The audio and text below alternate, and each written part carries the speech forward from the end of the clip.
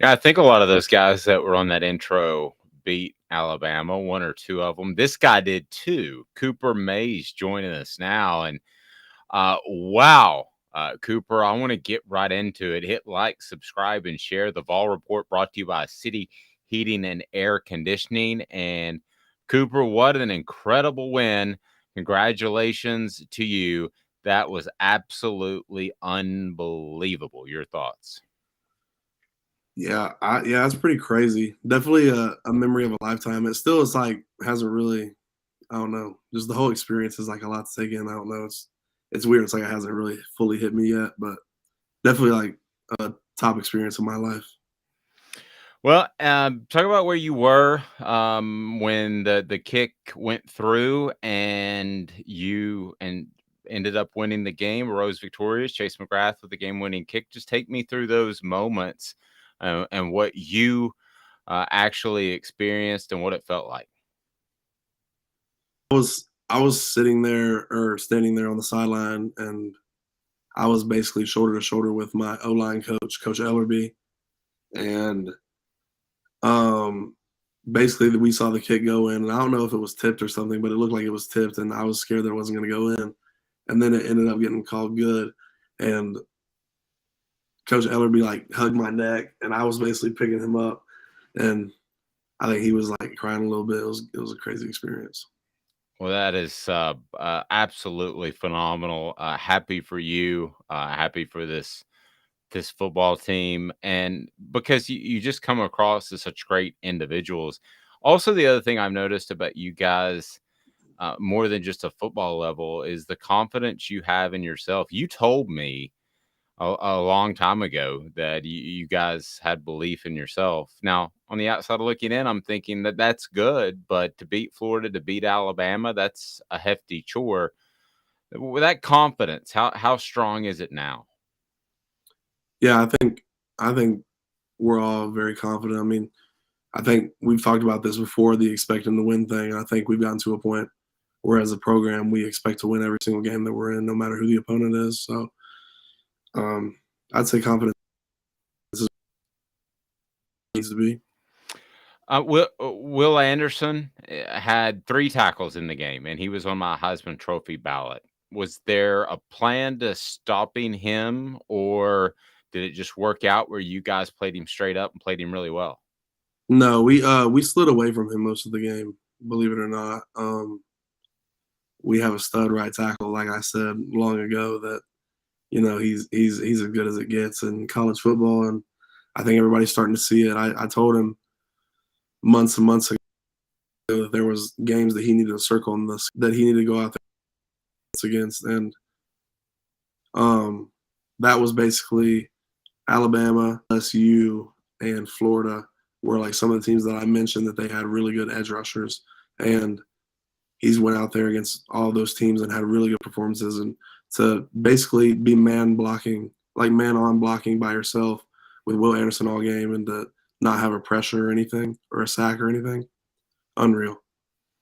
Pretty strong, and you're talking about Darnell Wright, who, a lot of people wondered why you would move him to the right side. Certainly makes sense now, especially what you've gotten out of the left tackle position. It's really been a group effort because when Mincy's been out, Jeremiah Crawford's been able to step in.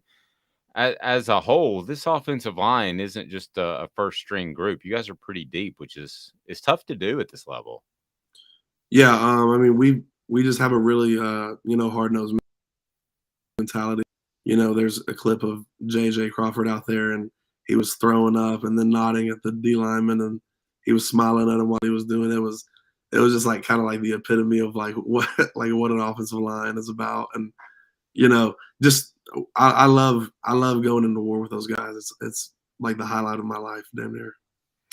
Please hit like, share, and subscribe. And I remind you that the Vol Report with Cooper Mays is brought to you by City Heating and Air Conditioning. Go to cityheatandair.com. So, uh, Coop, a couple of things that Hendon Hooker said after the game.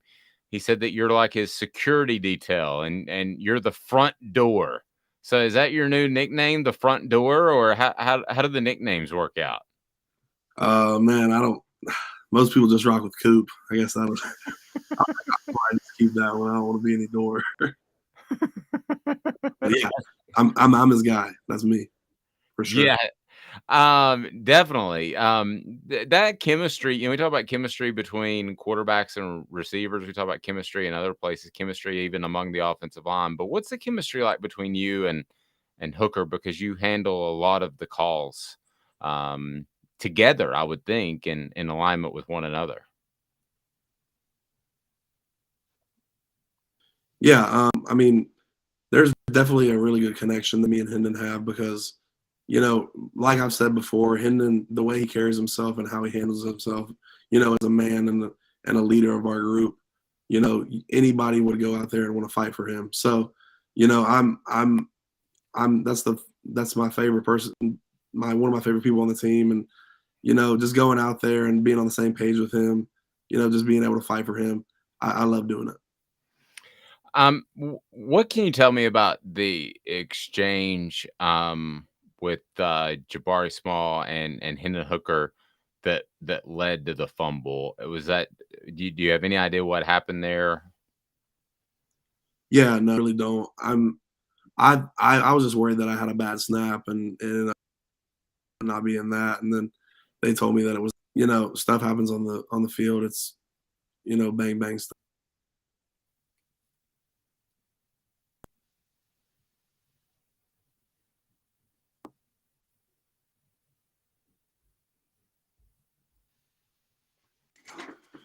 I think we lost you just a little bit. Can you repeat that last part, Cooper? I'm sorry about that. No, yeah, for sure. Definitely did not know what happened. I was kind of worried that I had a bad snap, and then I saw what happened. I don't really know, what happened, but I'm sure they'll get a handle. I think it'll work itself out. Talking to Jacob, he said that earlier today that he said maybe that's a point where a previous Tennessee football team is just like, oh, deflated and out of it. You guys didn't react like that at all. As a matter of fact, you reacted in a very positive way. Yeah, no, I mean, you can tell that we love each other as a team, and we all have belief in each other, and we all have each other's back. So whatever happens on the field, it's a mistake. We put it behind us, and then we rally back and do what we do. And I think that's kind of been the epitome of our season is kind of just fighting through adversity. As far as the atmosphere, I didn't think it could get one upped against anybody after the Florida game. But did you feel an extra ratchet up against Alabama? Um, yeah, I think they said they broke the noise level or something. It was pretty crazy. Really, really an unreal experience. I've never been in a stadium that loud. I don't think in my life. Did you know it showed up on the seismograph, like the Richter scale? I saw that. I definitely saw that. It not surprising me because I think down there in LSU one year they did it, and if there was going to be a win that triggered the seismograph, it would be this one. Yeah, certainly very impressive. So, um, wh- as far as the way that game unfolded, I'm watching at halftime. And I'm thinking this is not a Tennessee team that's lucking out and making big plays and getting fortunate. I thought you guys were really controlling the line of scrimmage on both sides. Can you kind of speak to the offensive side of that? Because it felt like to me that you guys were in control. Yeah, I mean, I felt as if that was the case. Honestly, I think anytime we get rolling and can kind of get the defense going backwards, and our tempo doesn't get set in their right spots, get their perfect calls in, and their defense is always winded because there's nothing that you can do that can really replicate our tempo. So tired offense will beat tired defense every time, you know, and we're trained for this, and we're built for this. So it's just what we do. So I think we really did control it. I think we had a pretty good performance. How comfortable are you when it comes to it wasn't a long extended 2-minute drill, but you did have to reel off a couple of really quick plays at the end. Given what you guys run, how comfortable are you doing that? Yeah, I mean we run 2 minute every play, so it does. I mean, this is what we do. Like I said, we're built for this. Yeah, absolutely. Uh, Jalen Hyde, I think, just caught another touchdown pass on a Sunday afternoon. Yeah. Uh, how happy are you for that guy? I like I said a little bit ago, I think a couple weeks ago on the show, he's really transformed himself as all around as a player and everything, and just seeing the fruits of that, you know, it's it's really special to see him because he's a guy that I came in with, and we enrolled at the same time, and so just really amazing to see how far he's come. I asked Jacob this too, but going into a game, do you guys have a feel for which of the receivers might have the most opportunities, or is it just purely a how the game unfolds thing?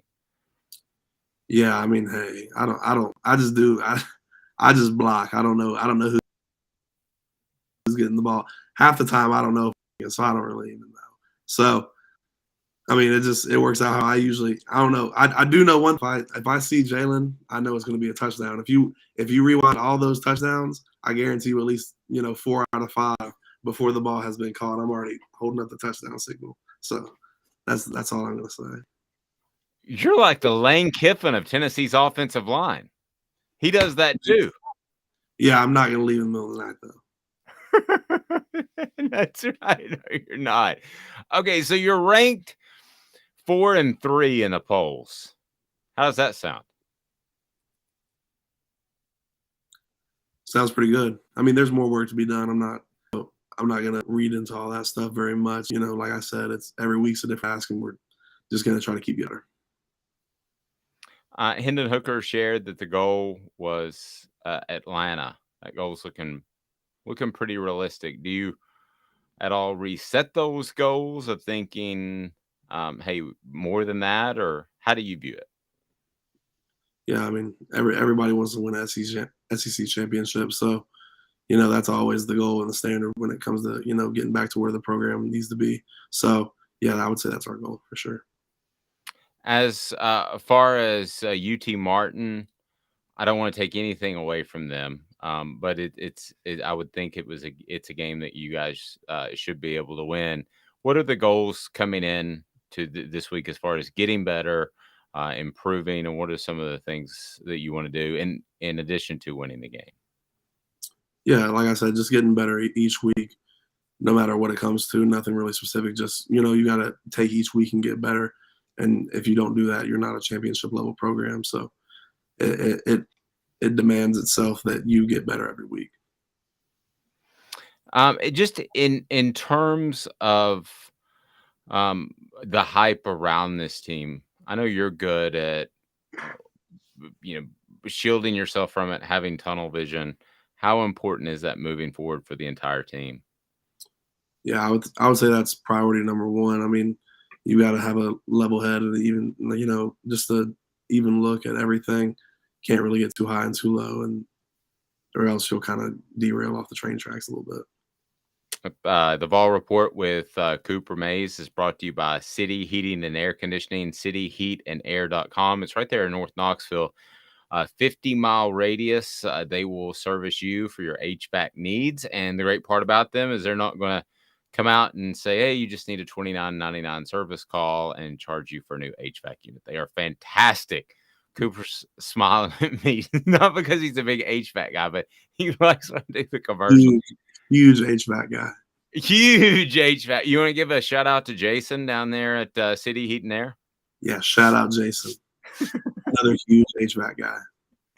That's For right. the, for the people, by the people. That's right. That's an old Bobby Denton saying. I take that as a great compliment. Um, okay, so do you, as far as this point of the season, how do you feel? I don't want you to get any specifics or anything, but we talked about you being 10 pounds heavier. Do you feel better because of that weight than you did maybe this time last year? Because you worked hard in the off season to add the weight. Yeah, right. I think the main thing is last year, and anytime you kind of get hurt early in the season, it's kind of just like a downhill slope because it's hard to get healthy while playing football, and it's still, um, just being able to be healthy and remain, lifting everything and strong. It's made a lot of difference for sure. I know you talked to your dad, you talked to your brother. who are some other people that you talked to after the game? Because it was a who's who. Al Wilson was there, Peyton Manning was there. I didn't see Theo Vaughn, but other than that, it was pretty much everybody. Who are some of the people you talked to after the game that you were able to soak it in with? Um, I honestly saw I had to like get up in the stands to walk back around because I couldn't get through all the people. I actually saw my high school O line coach, Justin Anderson. He was in the he was in the stands and he was running after me.